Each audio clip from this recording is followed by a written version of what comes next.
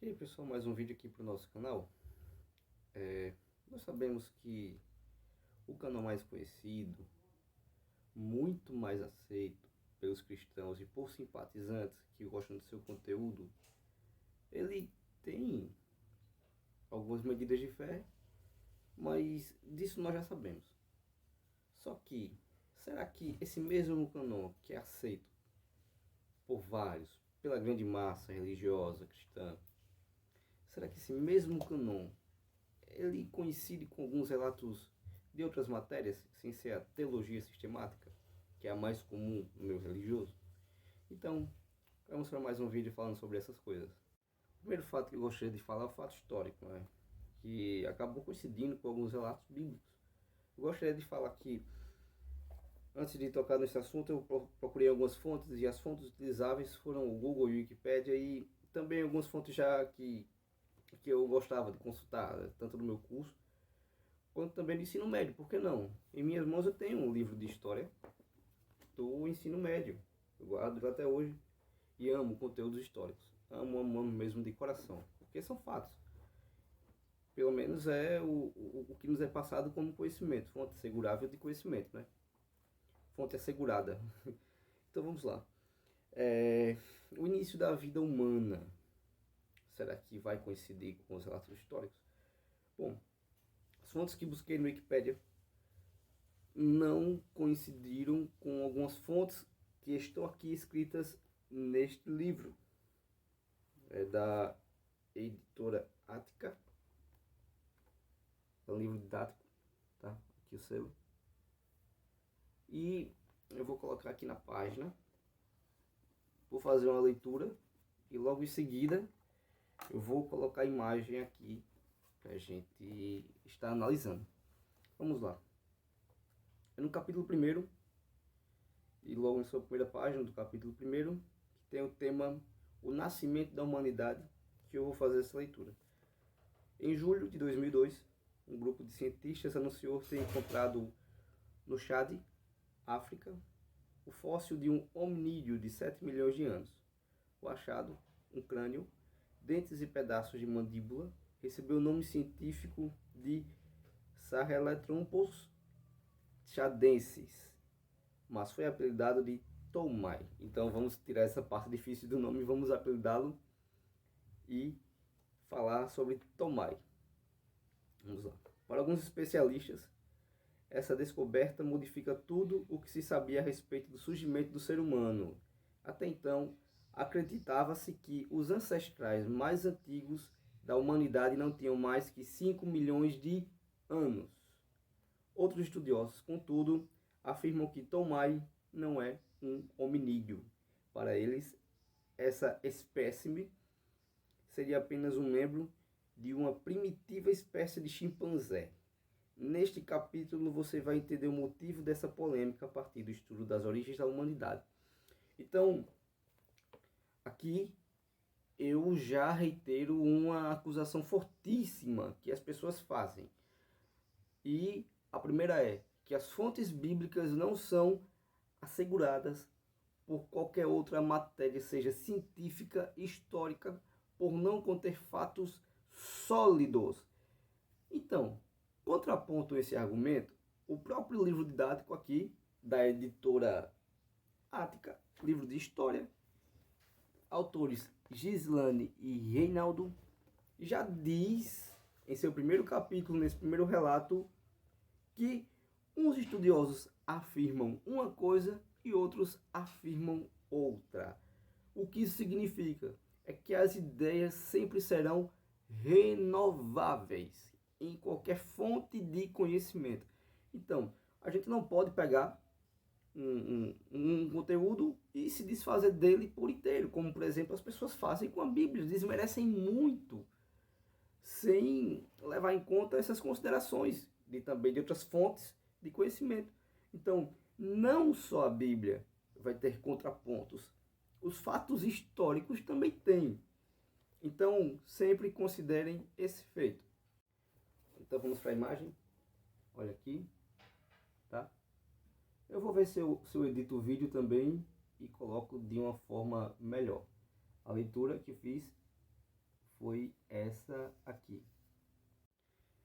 Então vamos dar continuidade aos fatos históricos ainda sobre a vida humana no início, que ela teve, né, como origem. E lembrando que eu não desmereci, tá, tanto a editora quanto os autores do livro, muito pelo contrário, eu só quis dizer que qualquer fonte de conhecimento é renovável, ela pode ser atualizada, pode ser corrigida. E assim sucessivamente, somos humanos.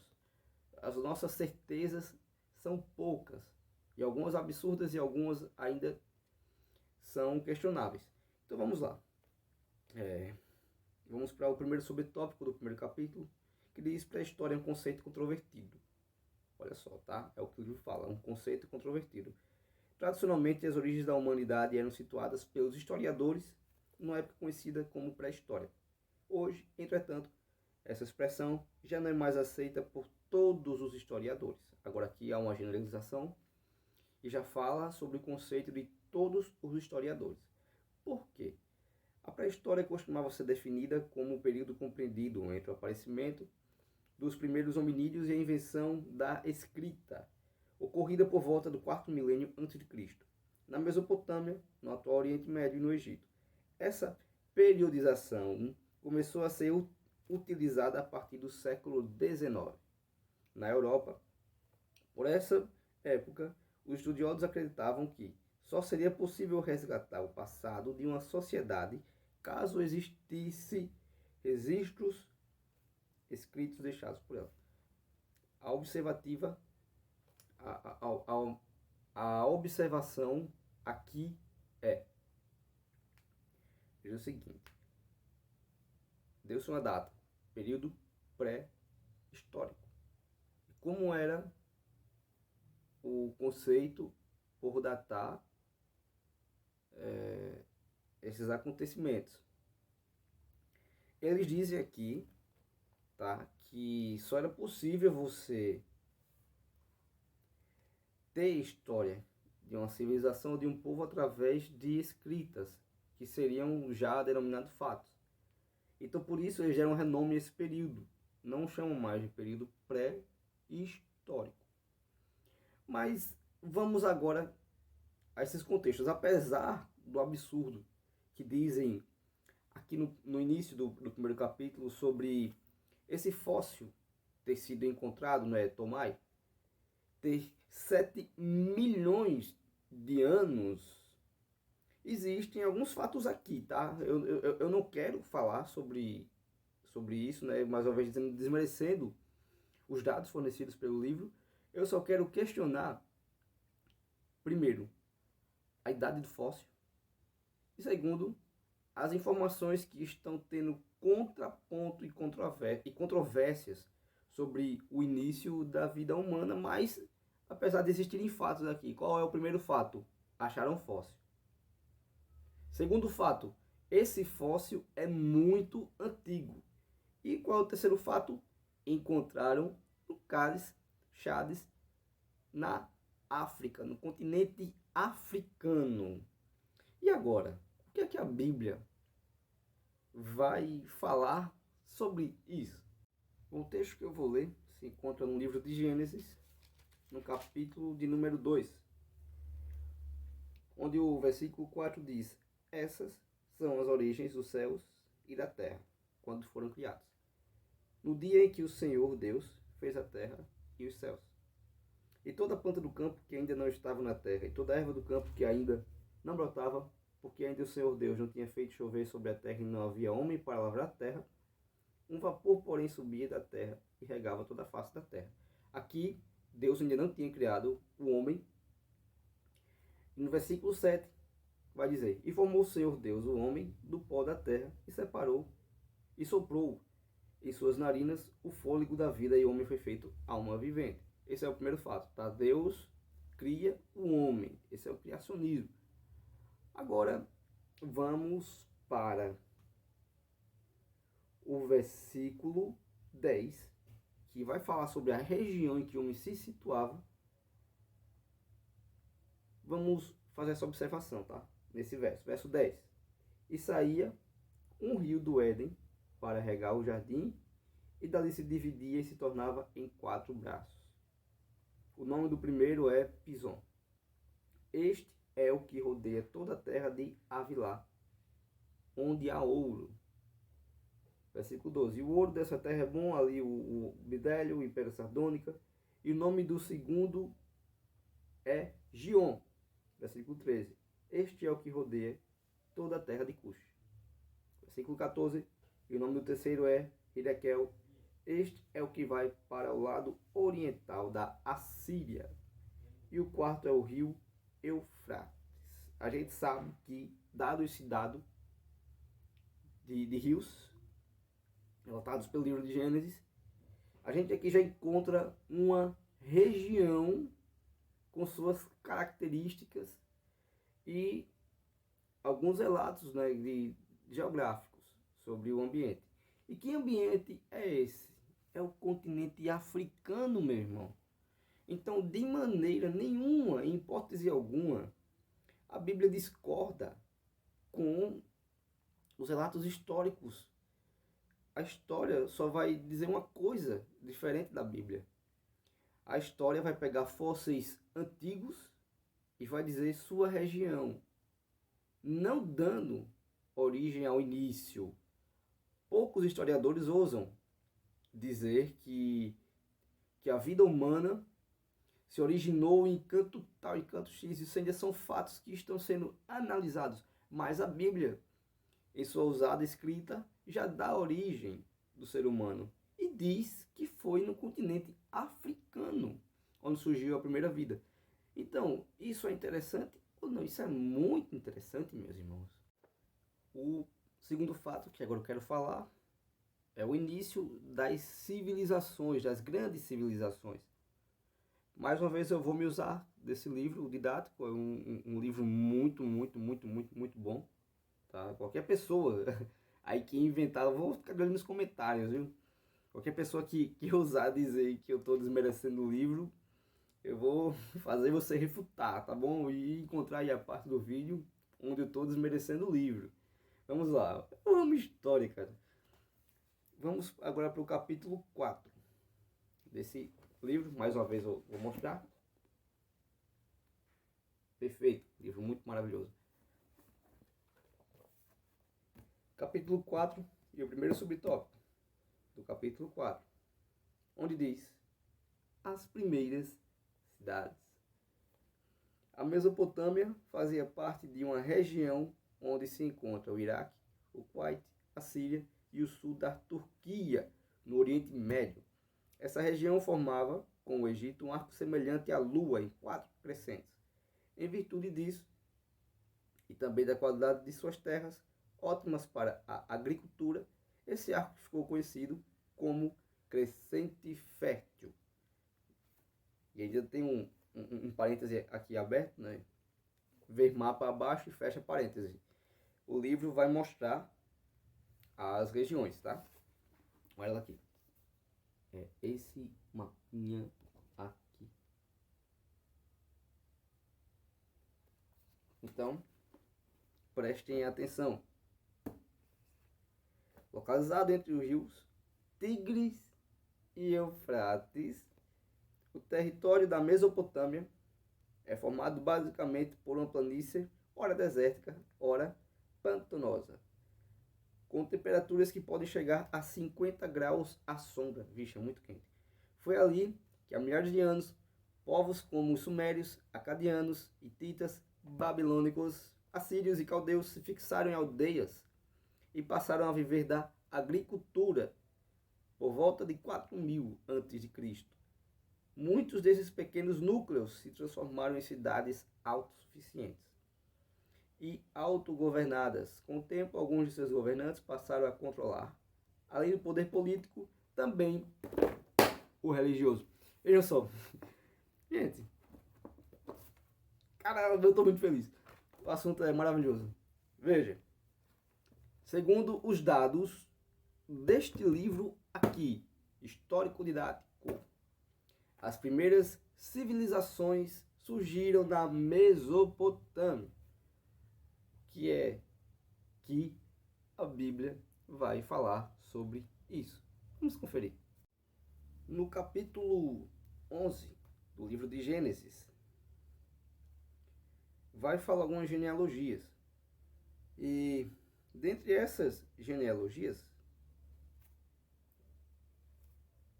tem uma chamativa, que está no capítulo 11 e versículo 14, que diz: E viveu Naor 29 anos e gerou a Terá. Terá é o pai de Abraão. Vamos lá ver essa afirmação no versículo 27. E essas são as gerações de Terá. Terá gerou a Abrão, a Naor e a Arã, e Arã gerou a Ló.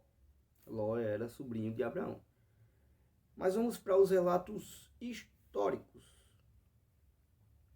Capítulo 12 dá-se início ao chamado de Abraão. E no capítulo 10, ou no capítulo 12, versículo 10, fala sobre Abraão peregrinar no Egito. Capítulo 13, Abraão volta do Egito. E assim sucessivamente. Façam as leituras. Eu não vou me demorar porque eu estou um pouco ansioso para tentar resumir esse vídeo para ele não ser muito longo, mas vamos lá, enfim. Quais são as características de Abraão? Abraão era caldeu. Ele vivia na terra de Ur, tanto ele quanto o seu pai e sua família.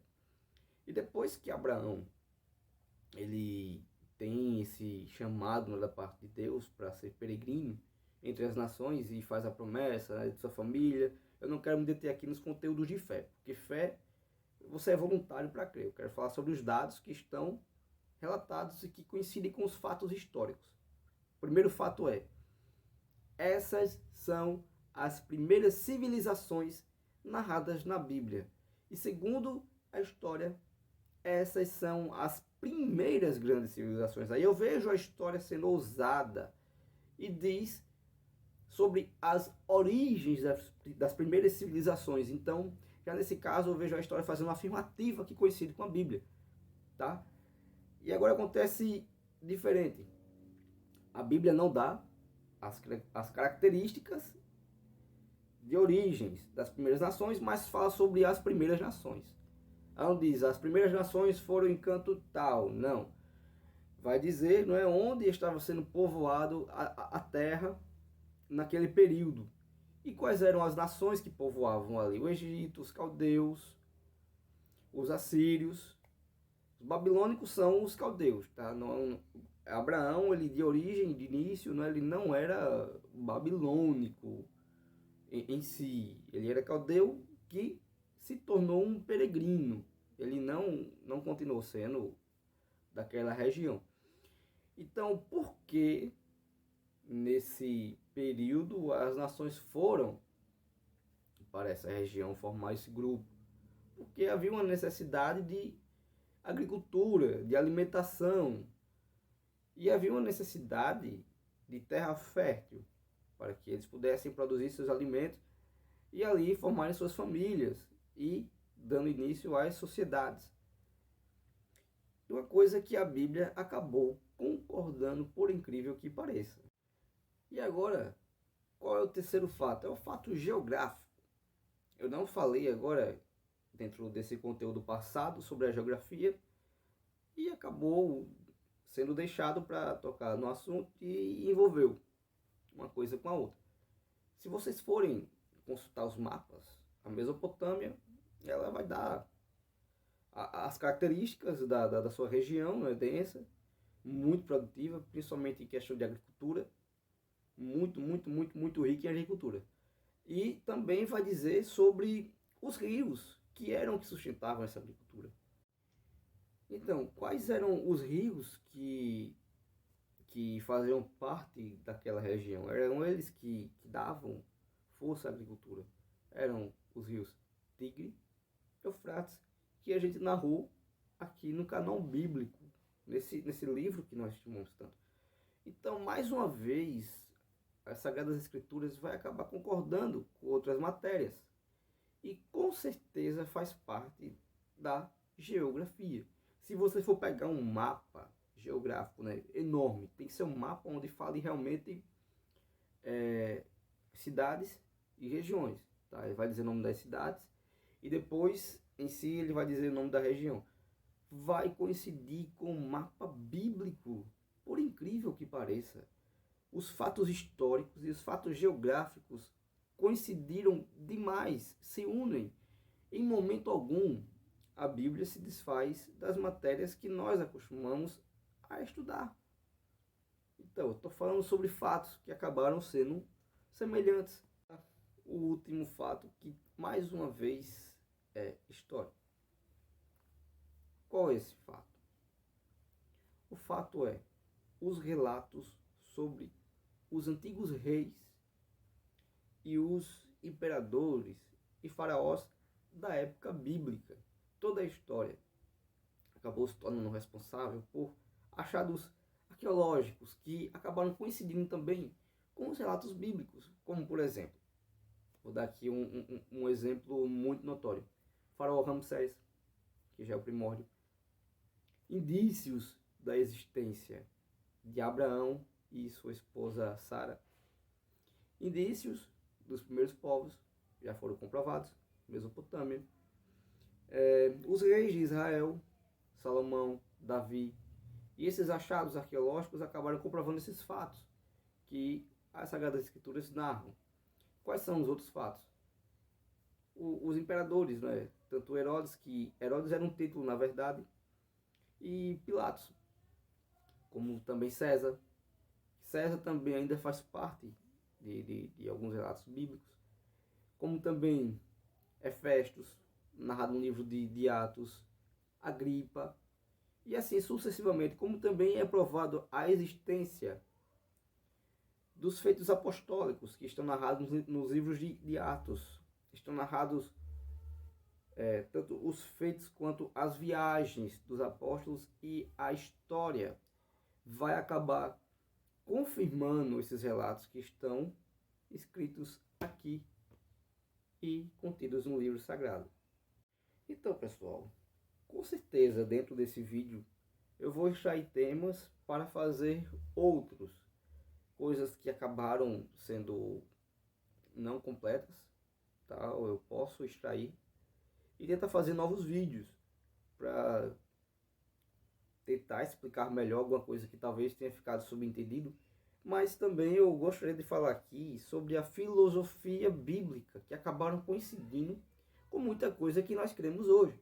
Como, por exemplo, as leis que regem o nosso país têm inspiração bíblica e judaico-cristã. As pessoas que são militantes de algum partido político, que seja teísta ou gnóstico, ela vai dizer o seguinte: mas aí eu acho injusto as leis serem baseadas em uma crença religiosa, determinada crença. Tá, eu também, eu posso concordar com você. Não é porque eu sou cristão e de repente eu tomo posse de um cargo público, como por exemplo o cargo político, que eu vou ter que botar esse jugo na população de seguir aquilo que eu acredito. Eu não posso fazer isso. Eu tenho que fazer aquilo que é melhor para a população. Porém, eu vou falar sobre essa questão das leis que regem o nosso país, não é? Estado. Como, por exemplo, não matar, não roubar. O adultério também acabou se envolvendo nas leis, porque a gente não toma tanto conhecimento. Mas tá lá, o adultério, ele tem respaldo nas leis que regem o nosso país. Agora, as pessoas dizem, na acusação fortíssima, de que a inspiração cristã para as leis se baseia apenas no aborto. Não, isso aí já é um fato religioso, então não é questão de crença, que estão relacionadas com as escrituras. Até porque a Bíblia não fala sobre aborto. Isso aí é determinada religião que impõe isso e diz que são características cristãs e tal. Eu não quero me deter no tema, só quero dizer isso, que as leis têm inspiração. Então, vocês gostaram desses relatos? Por favor, deixem o seu like se quiserem participar. Eu gosto muito de interagir com vocês. Possam colocar um comentário, possam compartilhar, tá? Vocês têm autorização para que vocês ficarem aptos a fazer. Deus abençoe todos vocês e espero que vocês tenham gostado desse vídeo. Apesar de ter sido um vídeo simples, eu espero que vocês tenham gostado.